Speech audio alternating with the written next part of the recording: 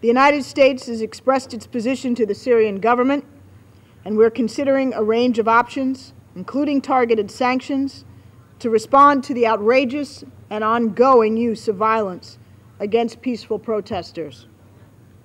We're particularly concerned about continued reports of gratuitous violence against unarmed demonstrators.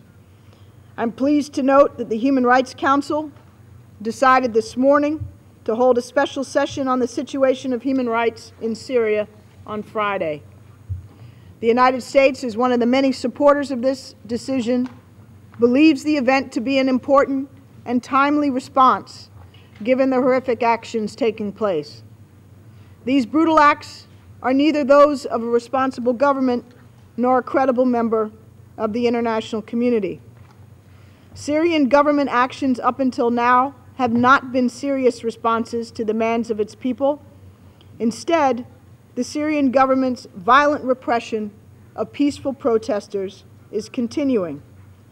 Casting blame on outsiders instead of addressing its own internal failures is no way for a government to respond to legitimate calls for reform from its people.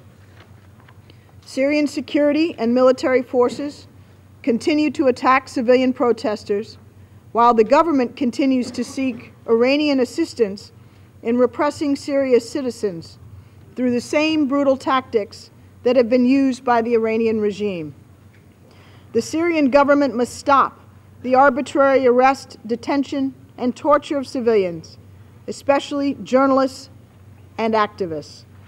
We call, including foreign journalists, as well as human rights monitors, to verify events independently on the ground, which include reports of indiscriminate attacks on populated areas by Syrian forces. The Syrian government must acknowledge its people's legitimate calls for substantial and lasting reform. Words must be backed by actions to ensure real reform in Syria. The Syrian people's cries for freedom of expression, association, peaceful assembly, and the ability to freely choose their leaders must be heeded. Thank you, Mr. President.